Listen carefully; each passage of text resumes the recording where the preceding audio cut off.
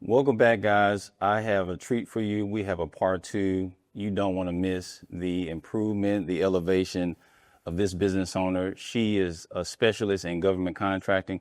You want to stay tuned for this next episode. With over 17 years of experience as an entrepreneur, Brandon Powell knows what it feels like to struggle while navigating the market.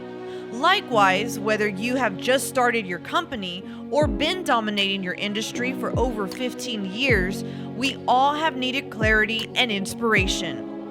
Regardless of your industry, profession, or service, the Business Therapy Show was created to showcase your journey. You have a story to tell. We are excited to discover how you have navigated the market, overcome roadblocks, and gained business clarity during moments of darkness. Welcome to the Business Therapy Show.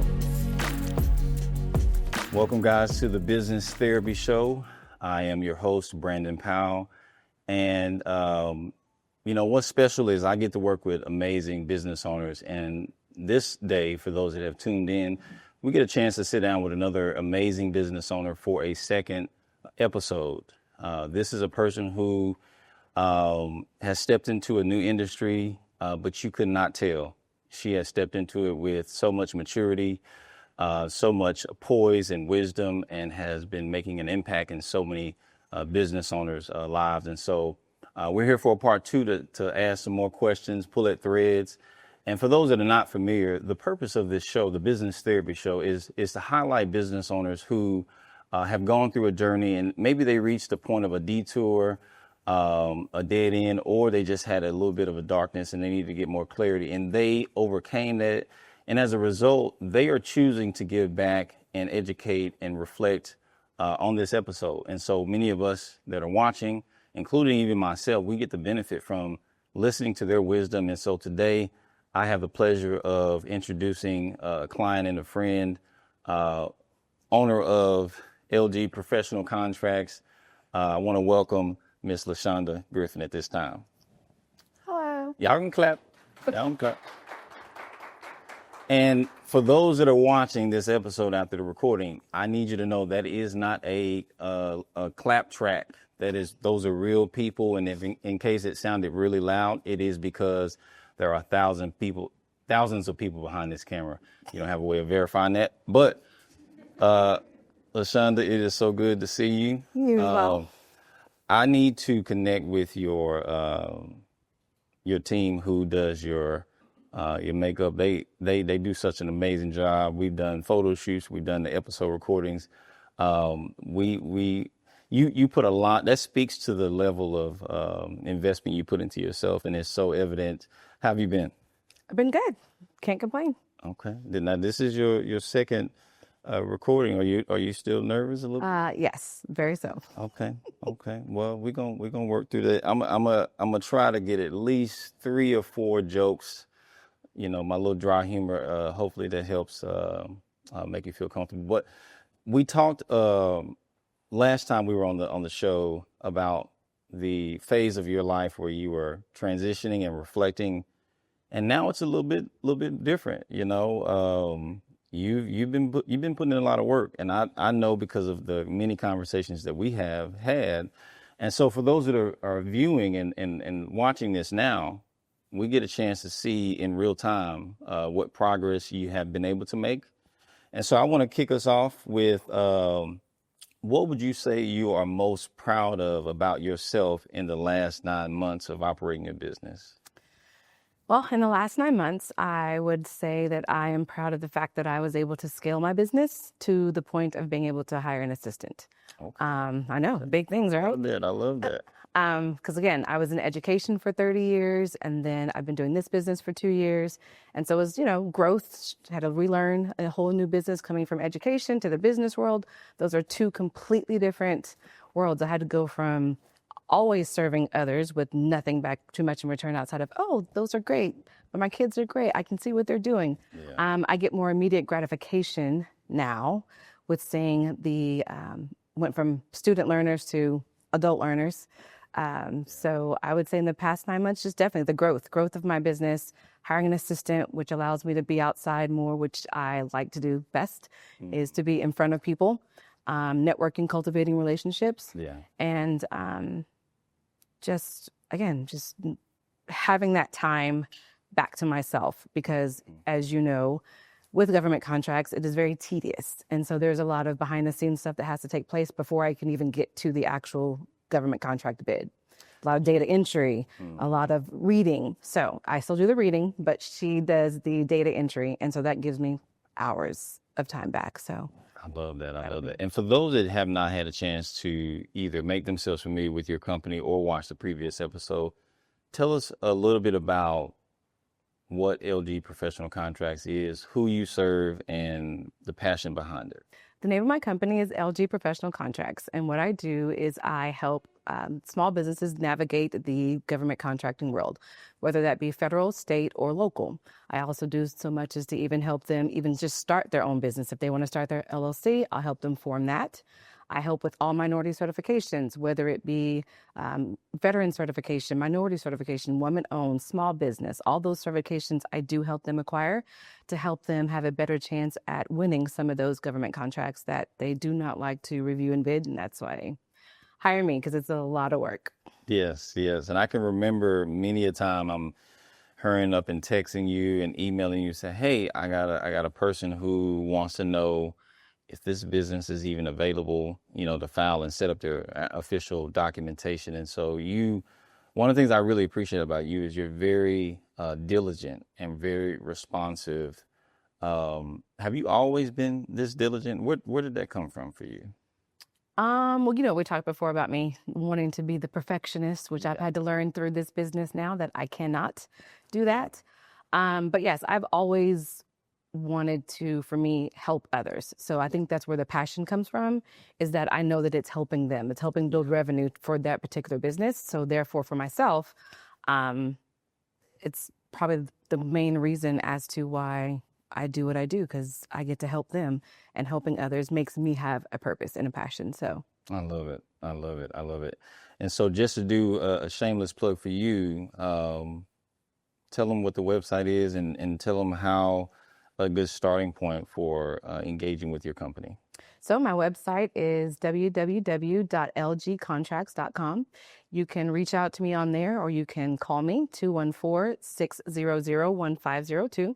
And I'm also on Instagram and Facebook as LG Pro Contracts. All right. All right. So what would you say has been the most fulfilling project for you in the last 12 months? I would say the most fulfilling project would be learning how to collaborate with other people in the business. Okay. And then with that has come larger projects. Okay. So initially I was starting with small projects and reading and bidding on those. But now when I've learned how to collaborate with other clients. So basically what I do now is, if there is a government contract that may be out there that is larger than what one of my initial clients could do, I try to help them find another client that we can put them both together and we collaborate. So instead of bidding on a $1 million project, maybe now we can bid on a $10 million project, because now there's we have a higher bonding capacity, Right. or each company has their own asset, and then I put those assets together and make them say, hey, how can we put this together? How can we work together? The goal is to win the contract. So Right. everybody has a place in the space. You're going to be responsible for this. You're going to be responsible for this. You're going to be responsible for this. And I help navigate and kind of just glue them all together. And Wow. I'm not going to ask most of these questions that we already started with. So I know. For those that are watching, if she pauses in between, it's because I'm going off script. I like to deep dive, and you are saying things that are very profound to me, because what I think about is someone comes to you and they're like, okay, I want to bid for this $1 million project. And you're saying, okay, there's a $10 million opportunity. How have you helped, if you've noticed it, some clients overcome what could be a scarcity mentality, or they don't think they're worthy of it? How do you ever encounter that where they're a little surprised or a little nervous? How do you walk them through that? Absolutely. But I think the biggest thing is building trust. So I try to build trust with my clients prior to doing that. So I'm not going to just have a client and then just try to throw them in with another client. No, I do make sure that I've built up the trust with that client, that they believe in me and believe that I'm only going to do what I think is best for not only myself, but them as well, and their company as well, because their company in that moment when I bid on that government contract, that company is a reflection of me and my company as well. Right. So I would definitely say just the trust factor. And then not only trusting that company and trusting me, but then trusting the other company that I am going to do the collaboration with. That makes sense. That makes answer? sense. Yeah, absolutely. Absolutely. What would you say, I mean, because you do cover a lot of different areas within your company, what would you say has been the most common two services that you get requested to work on often? It's definitely going to be the reviewing and bidding of a government contract. Okay. Because they can be anywhere from 5 pages to 500 pages. Okay. So now I will say construction probably has been one of my largest clients, but they're also the most tedious of clients because of the amount of things that have to go into it, as opposed to someone that I'm bidding on a contract for that's for marketing. Okay. That's not going to be as tedious of a contract or an RFP, a request for a proposal, to have to navigate through. And then what most people don't know is the government buys everything. So every industry, there is something out there for you. There is a contract out there for every single industry, whether it be you can have ensured that you feed to the Dallas Zoo because their animals are constipated. I've seen that contract. Okay. Down to it's a very specific contract. Down to, it could be construction, it could be marketing, it could be just professional services. Are you a motivational speaker? There are contracts that are out there for motivational speakers. There are contracts out there for just hair professionals. I mean, you name it, there's a contract out there for them. I feel offended because I don't have any hair, so that you could have left that one out. Well, no, actually beards, right? Okay, we back on. Back on. Barbers. There's contracts out there for barbers. Like maybe there's the prison system. There was a contract out there with the prison system where they were looking for barbers to come in and cut the hair for the men prior to them doing a project where they were going to be reintroduced back into the world. So. Right. Wow. Okay, that is very insightful. So when you're out networking, I imagine that you run across people that may have their interpretation of what it means to be a government contract consultant. What have you found to be some of the more common, maybe misconceptions about getting government contracts and certifications? What have you noticed? That it can't be done. Most people just believe, well, I can't do it. And I think that's mostly because they're not informed. I mean, even for myself, I was not informed of anything in the government contracting world prior to me being introduced to it by someone else.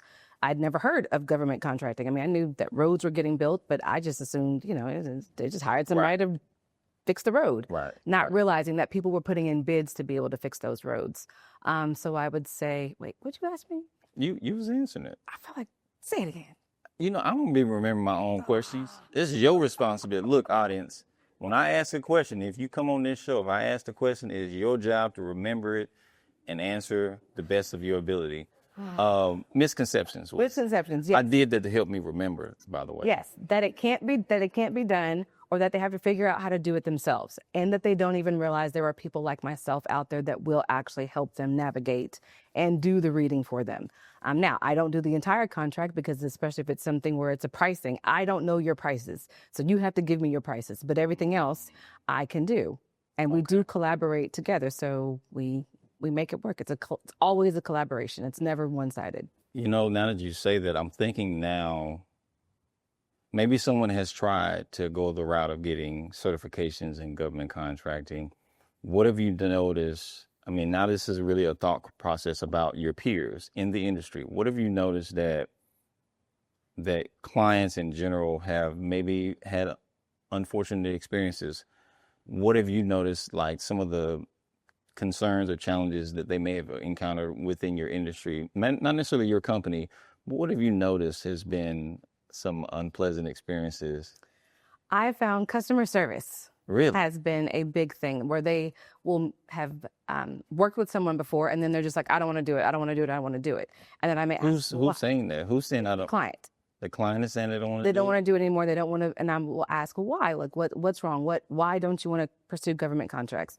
The last time I did it with somebody, they didn't take out the time to help me, or, they had me do this or do that, or they just didn't return my phone call, or they felt that they weren't being heard. They felt that they weren't being helped. And I was like, oh, I got that easy. That part Oh, I wow. can do. So then once you feel comfortable and we're able to collaborate, and it's not just let me take that back. It is a collaboration, but sometimes I do have to take the lead Right. because they do not know, and what you don't know, you don't know. So I Right. have to inform them with that. Sometimes I have clients that have felt that they weren't taken through the process. It was just done.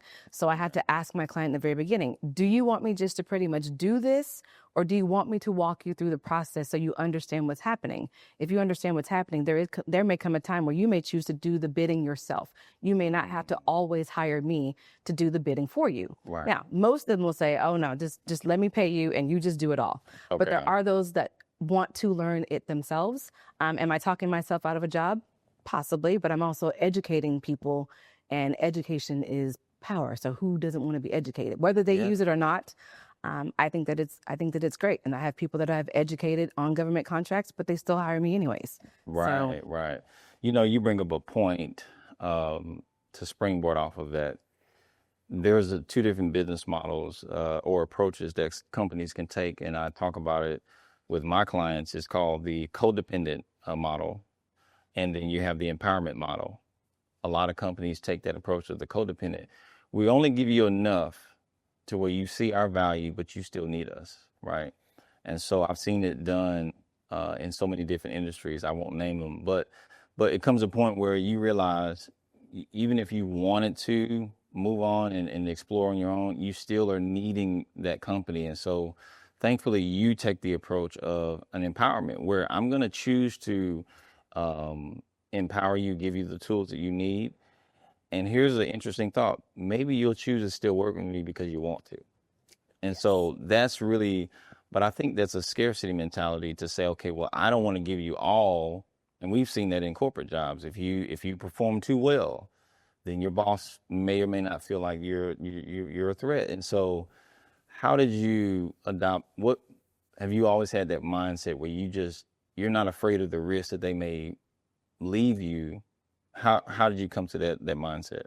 I believe that God's going to take care of me either way, whatever it looks like. It may not be in the way that I want. So if I'm blessing others, I'm going to always be blessed. So it's just a matter of, I believe that He put me on this road to bless people and to educate people. I think I didn't start out in education just because, like, I've always had the passion for educating people. Yeah. So I've just taken that passion of helping people, and just brought it into this new business world. So for myself, who cares if they use me again or if they don't? They now can empower themselves. And for someone who spent a great deal of time dealing with self-worth, but seeing others happy makes me kind of get a little bit back of that, like, oh, I did that. Oh, Absolutely. I did that. Okay. Absolutely. I'm going to say amen to that. And folks, this is the time where we pass the collection plate. I'm just kidding. But I think when you mentioned your earlier answer, I think we just get to the basics of just good soft skills, right? Customer service. Why are we in 2026 finding it to be an overachievement to have good customer service? I think that should be standard, but I think that's a testament to your leadership, the personal work you put in for yourself, and you're getting the results that you want because you're not the only person in the industry providing this service. But I think you have figured out the kind of things that the market cares about, and you're putting yourself in a position to be able to serve them and then do well, right? It's a blending of a good experience, but also competency. I still need to be able to do the job properly. And so kudos to you on that. Which also means I still have to learn consistently because the Yes. world is changing. Even when they decided to take away some of the certifications, right? I had clients calling me, they're scared, they're afraid. So then I had to figure out, okay, how do I calm them down? How do I learn exactly what it is to say? So then I started calling other people in the industry that I knew, making phone calls. What are you telling your clients? What are you telling your clients? Okay, maybe I won't tell them exactly like that, but I'll figure out a way that will ease their minds. Plus, I had to just learn new systems and learn new procedures. Wow. and then be like, okay, we got it. We're all learning this. This is new. Give me a couple days, and then I'll come back to you with an answer. And I think that's another key point, is that I found that other clients that have transferred to me from someone else, that they found that the other person was just impatient or didn't just follow up just to say, I don't know, but give me time and I promise I will give you an answer, or I will find someone that can give you the correct answer. Right. That's incredible leadership, because there comes a point in time where the people that are depending on you for insight, it's okay to say, hey, you know what? I don't know the answer right now, but I'll work on that and get back to you. So you can still be a trustworthy, competent company, even if you don't know all the answers. Correct. And so that's a testament to your leadership. And sometimes a person may not know the answer, but then they don't want to admit that. And so that's a testament to your leadership and your humility and just being authentic, right? Because you've already built that kind of a rapport with them leading up to that. So that does lead me to a question that I actually will read from the actual cards this time is, can you describe for me how one of your most challenging clients taught you an invaluable lesson? Yes. And don't name them, right? Well, no, I would not name them. But this comes to, I like to be in control of a lot of things. So I wanted to control when they turned in everything, though it may have been not necessarily the same deadline, but when they turned in, how they turned it in, what it looked like, the answers that it was that I was needing. They weren't able to give it to me. So then I had to learn, Shonda, you have to meet people where they are. You have this knowledge. Wait, be patient, and just be ready. So they may come to you the day before the bid is due with all the information that you asked for 3 weeks ago. So just be ready, just be prepared. So I've had to learn patience, which I've always been a patient person, but I've really had to learn patience with others and meeting people where they are, and just that I can't be in control. I can only control what I know how to do. I cannot control when they're going to turn that information to me. Now, I can control and say, if you turn this into me again, the very last minute, I am going to have to charge you an additional fee. I have learned that. I was not good. You know, I was about to say, look. You know, I was not good at coming up with pricing and all of that, just because I'm used to serving. So I've now learned. So you'll be proud. I now say, yes, I cannot do that. Absolutely. But yeah, that's probably what I would say. Yes, get used to it. Learn more languages and how to say no.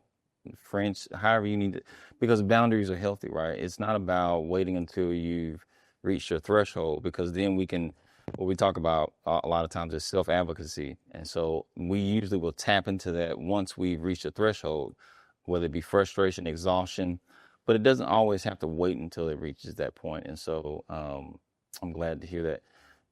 One of the things I will ask you is, what has this experience with your company, what are some ways that you feel like you have grown as a leader? I've grown in probably setting certain boundaries, right?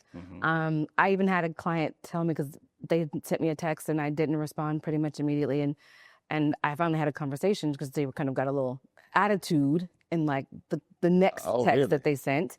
And so I had to be like, okay, so I said, They put the all caps in there? Pretty much. So I had to take a moment to say, okay, maybe they're having a bad day, or maybe just something else. So instead of texting back, let me call. So the first thing I did, I said, I am so sorry. I apologize. I was not able to get to your text immediately when you sent it. And then as we can continue to talk, they actually said, well, you know what? I apologize, because you always make me feel like I'm like your number one client.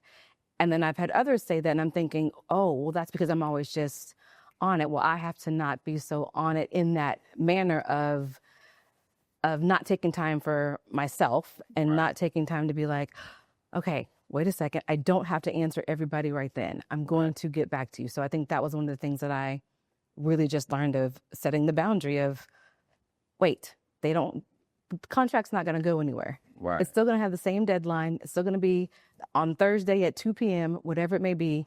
I don't have to answer my phone at midnight, because you'd be surprised. People will text me at midnight. They'll text me at 2 a.m. On the weekends. Yeah. Yeah. So I've had to learn just to set some boundaries. Yeah, I understand. Of that nature, and just to meet people where they are and just be okay. Understood. To any clients that are watching this, consider yourselves forewarned. You can text at 2, you can text at 1, but we're not going to answer. So until business hours or whatever the time frame is, because you don't want to enable that behavior because you're only one person. And so in the final... I said, well, now. Oh, yeah. You know what? Yeah. We're going to continue to elevate and expand on that. As a final thought, what would you say you're looking for now? What kind of clients do you enjoy working with? Tell me about who the ideal kind of client that you're looking for right now. Fortunately, in this industry, the ideal client can be any client because, again, the industry, the government contracts is amongst all industries. So I really don't necessarily have a favorite. I do have more construction than I do in other areas. Okay. And sometimes I do have to tell my clients when they come to me that there may not be as many bids out there in that moment. Bidding comes during certain times of the year for certain industries. But it doesn't mean that they're not out there. We just may have to search a little longer. There may not be the one that you necessarily want, which I want the $10 million one. Well, we haven't even mastered the $50,000 one yet. So well, let's make sure before we bid on this contract that you have everything that you need. Right. Or can you get these things that are in place prior to the actual deadline of the contract and you are being awarded the contract? Because once you're awarded, what you don't want to happen is you're awarded this contract and now you're not prepared and you're not ready. So that's where it goes into the thing where I then have made an ecosystem of other clients that I can call on to say, hey, I need this. This client is going to be awarded this contract. They need this. Can you help me? So the ecosystem of everybody working together has made it where we can just, do I what we really need to do. like that. I really like that. Well, for those tuning in, I hope that you took away some great insights. What I listened to today was a person who is an authentic person who has put in the personal work. I don't really know if it matters about the industry we talked about today because soft skills, customer service, being able to care about the people you serve, not trying to create codependence, those are transferable skills. So if you're watching this today and you're wondering about, if your pricing is good, if you're delivering on time, what I take away from this today is that that's important, but there's other things that are just as important, such as just caring about the people you serve. And so if you're watching this and you're thinking about getting into government contracting and certification, you don't have to know everything. You don't have to have the game plan. LaShunda is probably one of the best people that I have met in that space, and I would highly recommend her. In fact, we collaborate. I'm not one of the people that's texting you at T. Let me just put that disclaimer out there. But she is the kind of person that you want to reach out to. She is a great person that you find yourself building a friendship on top of that. And that is just the kind of person that she is. And so for those that have tuned in, we thank you for watching the Business Therapy Show. Continue to, if you're in business or you're a professional and you're trying to figure out what you want to do, just take that first step. That's what LaShunda did.